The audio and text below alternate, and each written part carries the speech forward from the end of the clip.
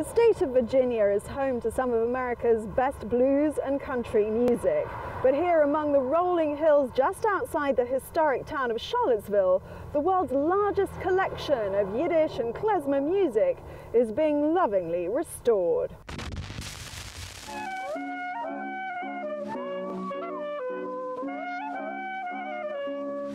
From his studios in rural Virginia, record producer and sound restoration expert Christopher King is unlocking the past. For the last 7 years, he's been rescuing some 9,000 original recordings of Yiddish and Klezmer melodies, which had almost entirely disappeared. During the 19-teens up until the 1930s, there was a diaspora of Jewish and Yiddish peoples from Europe to the United States, and those people were rapidly assimilated into the culture of the United States. And so one of the first things they stopped doing was to speak their own language and to play their own music. And secondly, during the Holocaust, an entire population of Yiddish speakers as well as musicians essentially vanished. Original melodies can be hard to hear, especially on crackly 78 RPM records.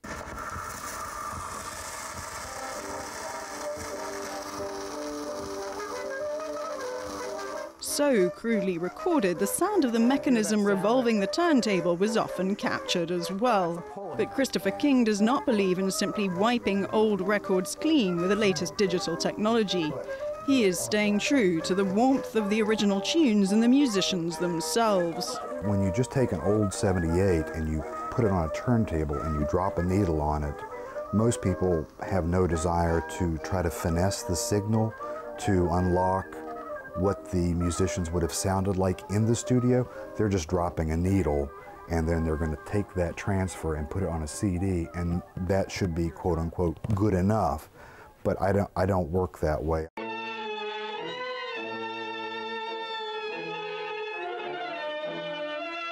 At the turn of the 20th century, the world's first record companies saw a market in Klezmer and Yiddish music both in Europe, then later among immigrants in New York.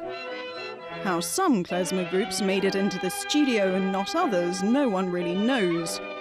What is certain is that once Klezmer music hit American soil, it evolved and assimilated just like the immigrants that had carried it here. The way in which they performed were completely and totally unlike the styles in which you would have heard in American Klezmer music.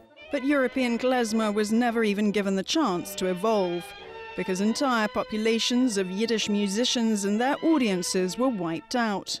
If you pose these kind of weird historical questions like, well, you know, what would Klezmer music have sounded like in Europe if there hadn't been a Holocaust and this type of thing, we don't really know, but I'm quite certain that if that had happened, that the music that they would have been playing, say in the 50s and 60s, would have sounded very different.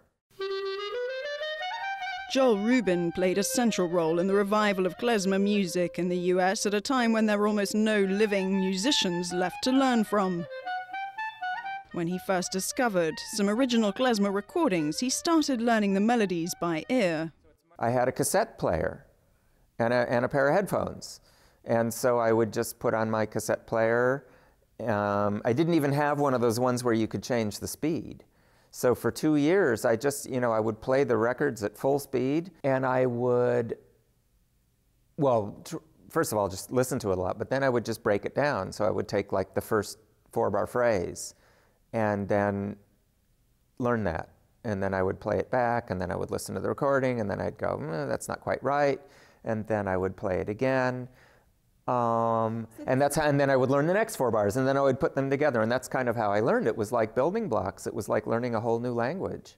Joel Rubin performs internationally and splits his time between America and Europe. Though he learned from the crackly recordings of Yiddish masters, his own student ensemble's diverse, securing Klezmer's place in the future of world music.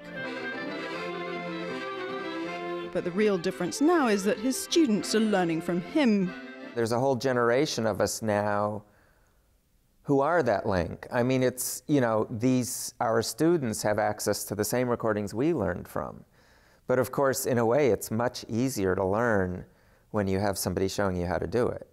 America's largest collection of klezmer and Yiddish music was acquired by musician and philanthropist Sherry Mayrent, who's donating it to the University of Wisconsin to be made available online for free.